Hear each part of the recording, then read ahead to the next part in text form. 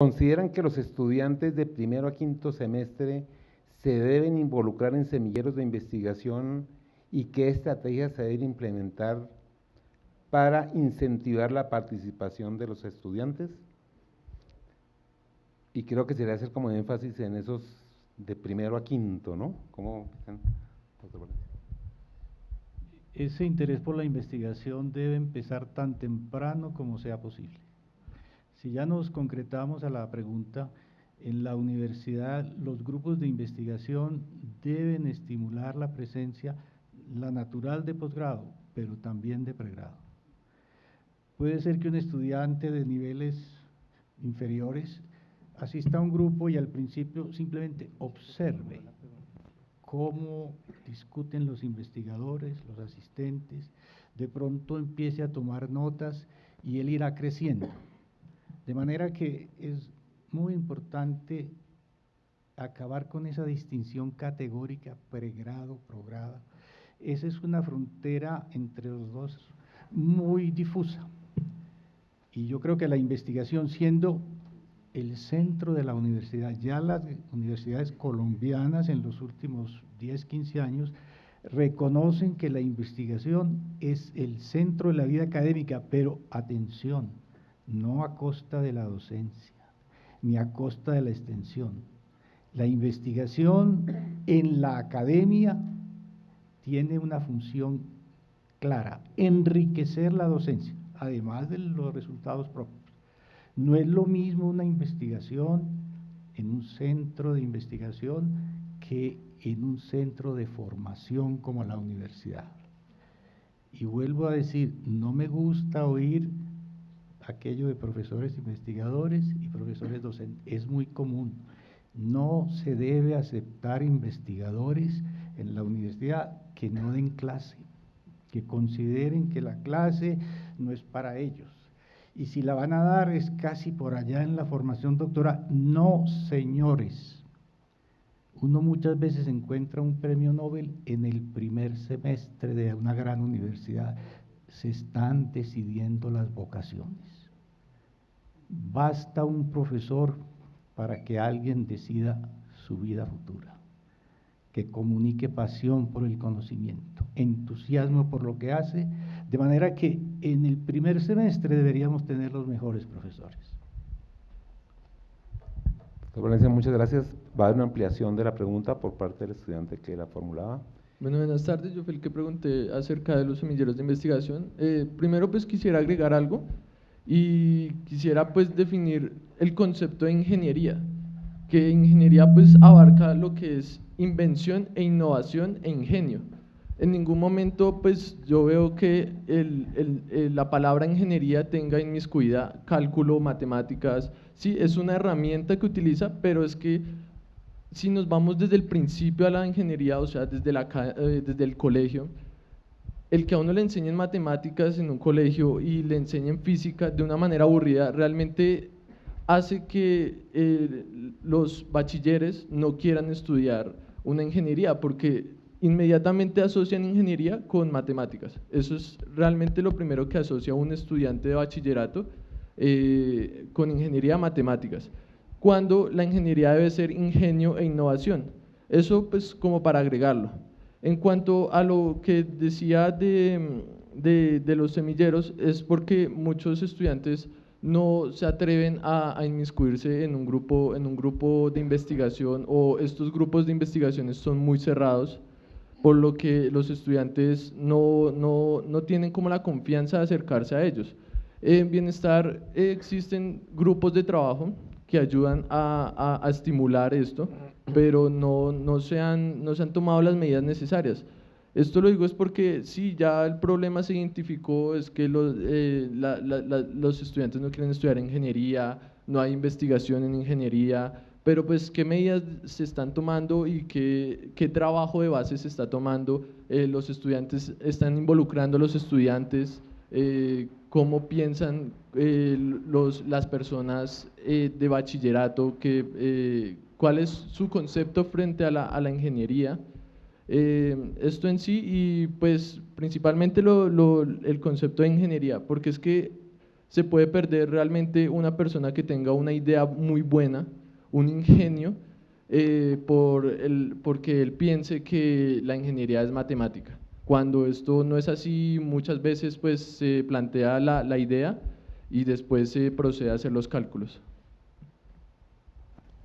Yo quería reforzar lo que decía el doctor Valencia, y es que, digamos, esos procesos de indagación, de innovación, de creatividad tienen que incentivarse a lo largo de todos los programas curriculares, en los salones de clase, que digamos ya debemos trascender, digamos, hemos tenido un poco más de conciencia, digamos, no somos simplemente replicadores de conocimiento, sino también de generadores del conocimiento. Lamentablemente, digamos, ahí sí, digamos, para responderle al estudiante, entonces nos toca motivarlos, digamos, hay que buscar una manera de motivar el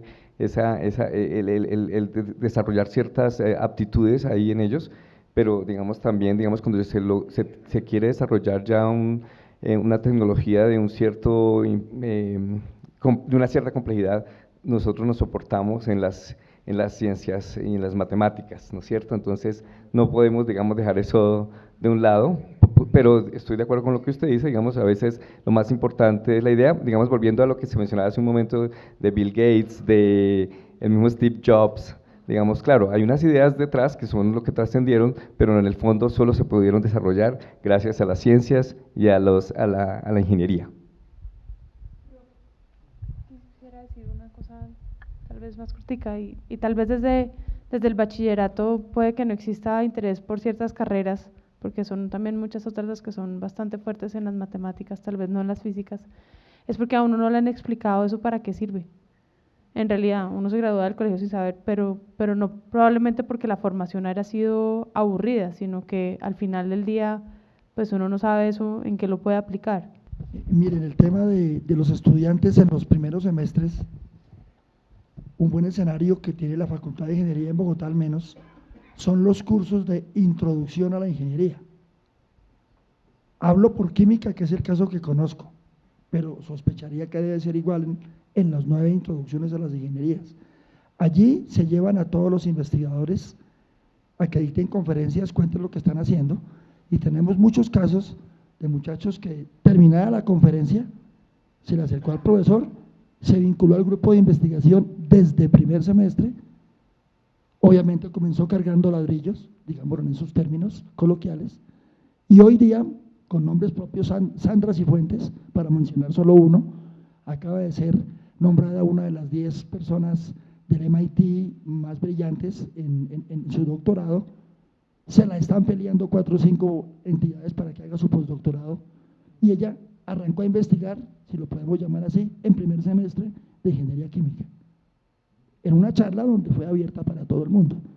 Y por supuesto coincido con el doctor Valencia, y es que los profesores como con más experiencia y deben estar en primer semestre, y no como una escena que viví yo un día en el tinteadero de ingeniería, que abrí la puerta, no se dieron cuenta que yo entré y un profesor X estaba insultando a su director de departamento porque acababa de llegar de hacer un doctorado y lo había mandado a editar Introducción a la Ingeniería X.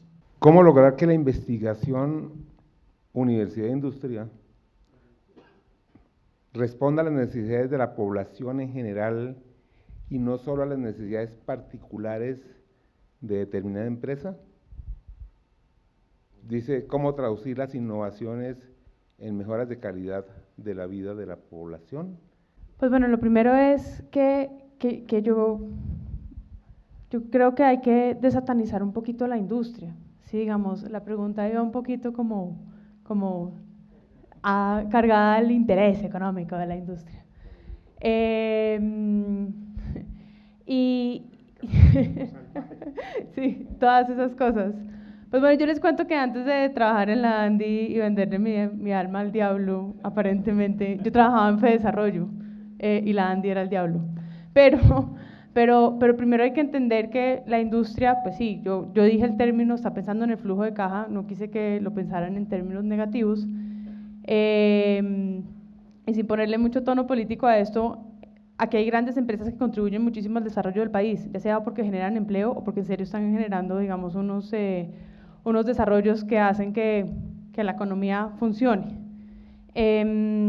Entonces, a la pregunta de cómo hacer que estos desarrollos impacten más a la sociedad, yo creo que cada vez está más no solamente en el discurso, sino en el quehacer de las empresas, poder llegar a solucionarse problemas a la sociedad. Pueden ser cosas chiquitas, por ejemplo, hablemos de empresas de alimentos. Muchas están buscando cómo reemplazar azúcar y grasa por algo que no sea tan caro y que no genere tanto daño. Y están invirtiendo recursos en buscar eso. Pues por poner un ejemplo, que pareciera que la industria de alimentos solamente está pensando en su margen y no le importa si está envenenando a la gente. Pues estoy siendo dramática simplemente como para poner el ejemplo. Yo creo que por eso dije tal vez en algún momento que es muy odioso separar la innovación empresarial de lo que es innovación social. En últimas, es valor agregado para la sociedad, ya sea porque yo logré solucionar un problema, además es cuando uno habla de lo social está pensando en población marginada o en población marginada en grandes magnitudes, y son problemas bastante importantes. Les voy a dar un ejemplo, se llama innovación frugal.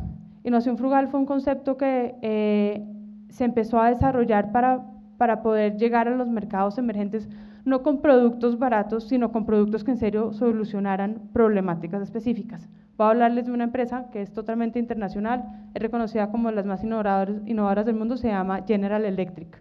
Todos tenemos algo de General Electric en la casa, o lo conocemos o lo hemos usado, y no porque lo usemos nosotros. Ellos están súper metidos en el tema de salud, dispositivos médicos, aparatos médicos. En la China rural hay problemas de diagnóstico de pacientes, es decir, si aquí hay poblaciones muy alejadas, se podrán imaginar cómo es una población muy alejada en China cuando pues, son tantas personas y es tan grande. Entonces, ¿qué pasaba? Que los instrumentos de diagnóstico no pueden llegar a muchos sitios simplemente porque o son muy caros, o son muy grandes, o son las dos cosas. Y hay pues poblaciones que no tienen con qué pagar esos dispositivos médicos. General Electric ha desarrollado, por ejemplo, elementos de diagnóstico que de pronto no dan la mejor calidad de imagen, pero permiten decir rápidamente usted qué tiene para hacer un tratamiento rápido. Resulta que eso, que fue una solución para una población muy específica, hoy hay estados en Estados Unidos que piden que las ambulancias tengan ese tipo de dispositivos médicos porque permiten un diagnóstico rápido digamos, en la ambulancia cuando llegue a la sala de emergencia. A lo que voy es, ese tipo de desarrollos solucionan temas sociales, y pues sí, a General Electric también le genera ingresos, y pues yo creo que eso no, digamos, no tendría nada de malo. La innovación de por sí, digamos, sobre todo hoy en día, hay que pensar que sean temas que sean sostenibles, no solamente porque sea nuevo o porque genere una nueva necesidad en el mercado quiere decir que es una innovación. La innovación hoy en día no solamente es sostenible, sino que está dirigida a pues, de manera responsable al consumidor. Yo quería como reforzar un aspecto sobre el rol de las instituciones, desde el mismo gobierno, como facilitadores en esos procesos. Digamos, volviendo al tema de la equidad, por ejemplo, el caso de Corea, el acceso a la tecnología, digamos, en el tema de acceso a Internet, digamos, me acuerdo que tuvimos una reunión con alguien que era el ministro de Tecnologías de Corea y decía, los gobiernos pueden poner, digamos, también presiones desde el punto de vista económico a las empresas, por ejemplo, en ese caso los operadores de telecomunicaciones, y decirle, mire, usted tiene que llevarle la tecnología al país, no importa el rincón más cercano, y a todos les tiene que dar el mismo precio, por ejemplo. Y eso es, digamos, una presión para dar acceso a la equidad. Entonces yo creo que los gobiernos tienen un rol muy importante desde el punto de vista de garantizar esa equidad del acceso a la tecnología, por un lado, y por otro lado, digamos, el proceso de facilitación de la transferencia, digamos, a través de las empresas, los beneficios que, digamos, por ejemplo, aquí hemos sido muy malos, Medellín creo que nos lleva gran ventaja en términos de hacer, digamos, también atractivos los procesos de transferencia tecnológica a nivel de las regiones, ¿sí? Y eso se ha mostrado en todo el mundo, ¿sí? Digamos, y aquí solo Medellín ha sido como pionero en Colombia en esos procesos de transferencia. Y otro punto que quería, digamos, por ejemplo, a nivel institucional, nosotros a veces por problemas éticos de pronto tomamos decisiones, yo creo que son un poco equivocadas, volviendo al tema que se mencionaba hace un rato sobre los profesores catedráticos. Los profesores catedráticos son un puente supremamente importante en la relación entre la empresa y la academia, digamos. Entonces nosotros empujamos aquí como universidad profesores de dedicación exclusiva que estén metidos en la universidad y que nos salgan a conocer qué es lo que está pasando en la sociedad. Entonces yo creo que tenemos que hacer, digamos, esos procesos, los dos son importantes, digamos, pero incluso forzamos a que los profesores estén solo metidos acá y que nos salgan a ver qué es lo que está pasando en la sociedad y faciliten esos procesos de transferencia tecnológica. Gracias, profesor Luis Fernando. Aquí hay una pregunta que de pronto también podríamos empezar a explorarla con usted, y dice, ¿existen análisis, como pregunta, ¿no? ¿Existen análisis de éxitos o fracasos en proyectos de investigación, universidad con empresa privada? A ver, y eso en ese punto sí discrepo con Alejandra. Les voy a contar como una historia. Colciencias, cuando arrancó el Sistema Nacional de Innovación en el año 95, creó esa división de innovación y básicamente la creó con una consultoría BIT alrededor de 2 líneas de financiación que en su momento se llamaron cofinanciación y crédito con reembolso obligatorio. Obviamente era muy destino empresarial. La cofinanciación tenía una cosa muy interesante, decía, tienen que ser proyectos cooperativos universidad-empresa. Y fue la primera vez que se tuvo una línea específica para proyectos cooperativos universidad-empresa.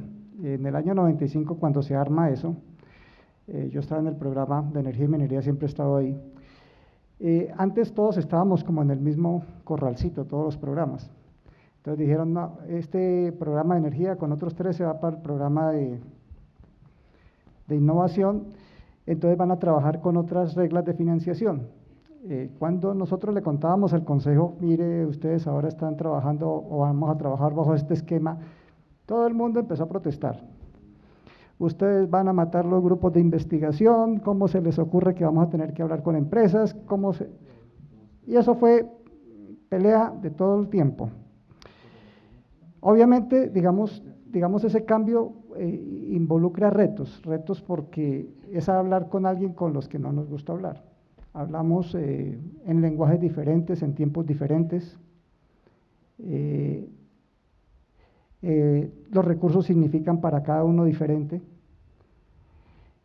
Pero se concertó, y digamos esa línea la tuvimos y durante mucho tiempo consideramos que había sido la línea más exitosa de Colciencias. Para nuestra sorpresa, el BIT le hizo un estudio en el año, creo que empezó en el 2009 a hacer la evaluación de impacto, cogió todos los proyectos del 95 al 2007, toda la línea de cofinanciación, y ellos hicieron la evaluación, una evaluación de impacto como la que hacen, ¿tú entiendes? Los economistas hacen con toda la econometría del caso y ellos son bastante rigurosos en ese tipo de cosas. Recolectaron información de toda la información que se puede recolectar para hacer, digamos, todo el estudio como se debe hacer, o sea, realmente es recoger tanto los casos que se financian como los que no se financian y ver las diferencias y ver cuál. Los resultados realmente son impactantes cuando empiezan a mirar ese tipo de, bueno, digamos, no los tengo aquí en la mano, pero los incrementos en productividad fueron bastante altos. Digamos, dice, los efectos que las empresas que participaban en ese tipo de cosas lograban impactos en productividad muy altos, impactos en empleo también, pero sobre todo había un impacto que era más interesante todavía y era el impacto de repetición, o sea, que el que entraba en ese tema entra por un proyecto y entraba por una zanahoria económica y obviamente cuando uno le va a decir eso a alguien, entonces uno lo que le decía, mire, usted hace un proyecto con una universidad y la participación de la universidad se la sufraga Colciencias, o sea, es un costo para usted que no, el proyecto no existe, o sea, obviamente el Estado le está coinvirtiendo a usted. Y básicamente lo que muestra es que después las empresas incrementaban inclusive sus presupuestos de investigación y muchas de esas empresas que están en ese tiempo empezaron después porque el proyecto es simplemente la puerta de entrada, O sea, es como entrar por la puerta de atrás a una casa y empezar a decirles, bueno, pero si yo le intento explicar a usted que usted debe ser innovador, pues usted me dice que sí, pero cuando usted tiene que invertir eso, pues ya no le gusta tanto. Cuando ellos van aprendiendo ese tipo de cosas, saben que la innovación es una cosa que son proyectos de riesgo que tienen incertidumbre, pero que tienen grandes beneficios, pero que después no basta con hacer proyectos, después usted tiene que organizarse para meter la innovación, meter ese nuevo hijo a su casa, y meter un nuevo hijo a la casa siempre es complicado. Eso es como si llega usted un día a su casa y su papá lo reúne y dice, que mire, le pongo a presentar a su nuevo hermano, recíbalo con los brazos abiertos, pero ¿de qué me está hablando? Digamos, sí se logró, y digamos es un mea culpa de ahora nosotros que esa línea de cofinanciación por los temas de cuando desaparece la financiación del SENA en la última reforma tributaria, toda nuestra fuente donde sacábamos los recursos para esos proyectos se cayó. Entonces, digamos, esa línea de alguna forma ahorita está medio escondida. Y entonces ahora la queja de los investigadores cuando me los encuentro es, ¿y cuándo va a salir cofinanciación otra vez? Porque ya tengo los proyectos ahí armados y entonces dígame usted a ver qué hago.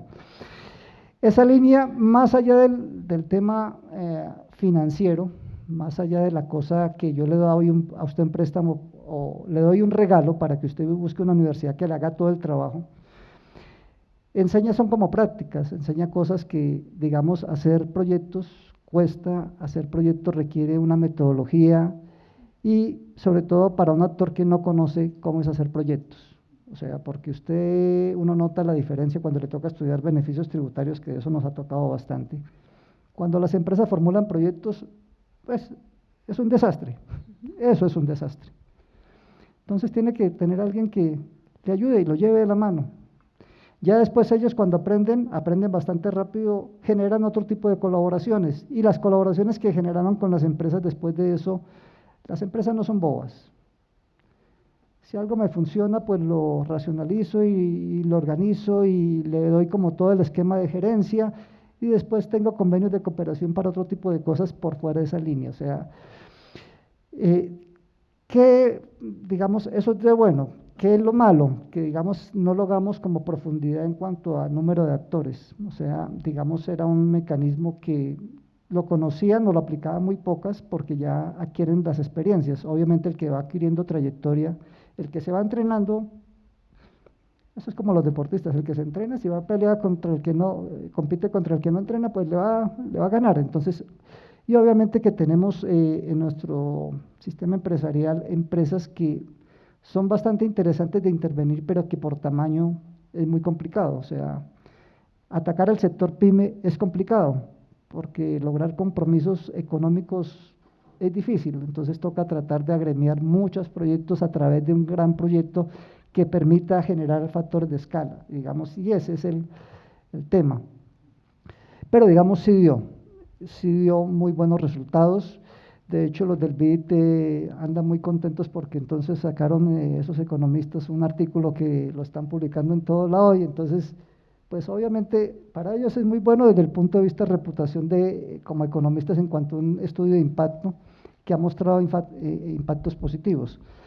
Digamos, lo complicado es volver a retomar esa senda por problemas presupuestales, pero creo que eso da porque más allá de los beneficios económicos, más porque los beneficios de esto es porque se construyen relaciones que son de más largo plazo, o sea, y los que acá en la universidad se han metido con esos proyectos, pues que saben que es así.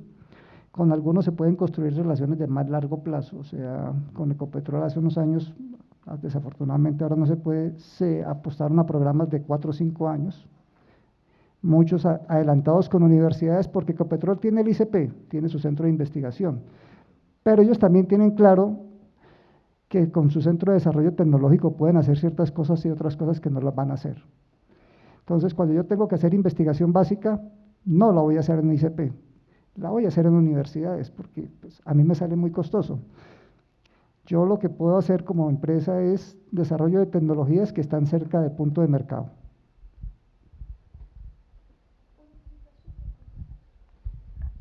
En ese proceso de aprendizaje que Yesid, pues además cuenta desde su experiencia porque yo cuento sobre la experiencia de los demás, todavía no tengo la propia en cuanto a esas.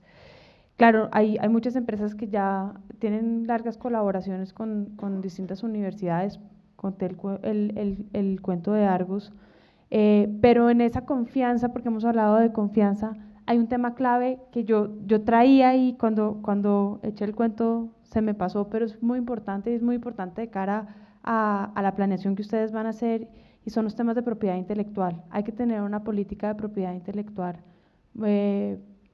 clara. ¿Por qué? Porque muchas veces, sobre todo en el estado de desarrollo en el que estamos nosotros como país, el sistema de propiedad intelectual todavía está insípido. Y entonces, claro, sí, buenísimo el proyecto, y ya después, y bueno, ¿y cuánto pone cada uno? ¿Y eso cuánto cuesta? Y entonces yo con qué me quedo y usted con qué se queda, y como cualquier otra negociación, ahí es donde cuesta más el aprendizaje, no que no se pueda dar algo exitoso, sino simplemente para traerlo como un mensaje que hay que tener en cuenta dentro de este esquema de investigación, la política de propiedad intelectual que decidan tener. ¿Cuál era la situación del país en el 91 al aprobarse en la Universidad Nacional el denominado doctorado genérico? Los doctorados genéricos no existen. Existe un título genérico, doctor en ingeniería. El más genérico de todos es el philosophy doctor.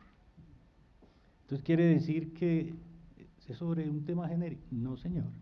Doctorado siempre es sobre un asunto muy específico, una línea de investigación muy concreta, que debe llegar a la frontera del conocimiento de esa línea, o sea que no puede ser genérico. Entonces, una cosa es el título y otra cosa es la realidad de los estudios que condujeron a ese título. Y yo quería referirme a dos, si me permite el señor moderador, a dos comentarios que se hicieron sobre las humanidades y las artes.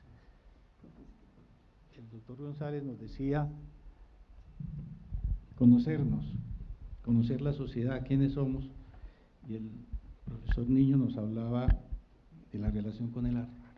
Hay una tendencia mundial a disminuir o suprimir las humanidades y las ciencias sociales, porque no son rentables. Les recomiendo a todos el bellísimo libro de Martha Nussbaum, filósofa norteamericana, Premio Príncipe de Asturias hace 2 o 3 años en Ciencias Sociales. Se llama Sin ánimo de lucro, ¿por qué la democracia necesita de las humanidades? El profesor Niño acentuaba la relación con el arte. Debemos reconocer que el arte es una forma de conocimiento y de crítica. El sueño mío para la universidad es aquella que logre la interacción de científicos y técnicos por un lado, humanistas, científicos sociales y artistas por el otro. Desde los años 50, Snow, en una famosa conferencia en Londres, inició la polémica más grande que yo he conocido, cuando habló de las dos culturas. Y decía que cómo era posible que científicos y letrados no solo no se hablaran, sino que a veces se oponían, que eso le hacía gran daño a la humanidad. Hace poco, Edward O. Wilson, uno de los grandes científicos de nuestro tiempo y humanista, ha revivido la idea de la consiliencia. Es un neologismo muy bello que quiere decir saltar juntos. Y él parte de una hipótesis, o de un postulado si quieren. Todo conocimiento tiene unidad. El conocimiento es una unidad. De manera que es necesario ese acercamiento entre estas dos culturas. Y él sustenta su tesis con esa especie de postulado. El conocimiento es unitario. Hay una unidad en el conocimiento. Por más distinto que sea el conocimiento artístico, el conocimiento humano, el conocimiento científico-técnico, tienen un fundamento común. Hay una unidad del conocimiento. Y lo último que quería decir es recordando a nuestro gran egresado rector Julio Carrizosa Omaña, el primer ambientalista de Colombia. Acaba de sacar su libro donde nos dice: ahí está todo lo que sé de mi país. ¿Y cuál es su tesis? Colombia tiene un ambiente complejo y le aplicamos soluciones simples. Y no solo es un problema del ambiente, es un problema de Colombia. Aquí aparece el ácido que arrojan a las mujeres. ¿Cuál es la solución? En vez de 20 años, pongamos 40. Una cultura de lo verbal, del discurso. Creemos que una cosa compleja, de incidencia social muy grave, la podemos resolver con un discurso. Hablemos de 40 años en vez de 20. Y me lleva, y esto va a ser una cuña por el Papa Francisco, a la encíclica. ¿Qué encíclica tan luminosa? El doctor Carrizosa Omaña fue preguntado: ¿qué opina de la encíclica? Su respuesta: ahí está todo. Lo más bello de la encíclica es que no separa lo ambiental del modelo económico, de lo social. El ambiente que es: vamos a cuidar los árboles y los pajaritos, eso es una tontería. El Papa lo dice muy claramente. No se puede separar el problema ambiental de la inequidad, del modelo económico. Y termino con algo que a mí me ha impresionado mucho, y es que Henry David Thoreau, inspirador de Gandhi y de Martin Luther King, y algunos lo consideran precursor del ambientalismo, tiene en uno de sus escritos lo siguiente: si un ciudadano llega al bosque, siglo XIX, discípulo de Emerson en Harvard, si un ciudadano llega a un bosque a cortar árboles, la sociedad lo ve como un ser productivo sumamente útil. Si llega otro a contemplar el bosque, es un vago.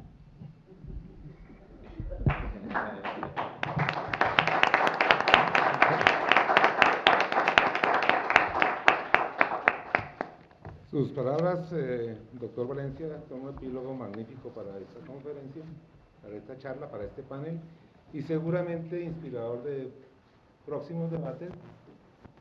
Hay preguntas que quedaron pendientes, yo les pido que las guarden porque tendremos debates diarios por departamento para pues darle una visión a estas políticas que se están tratando. Muchas gracias a todos, muchísimas gracias a nuestros conferencistas, a nuestros comentaristas.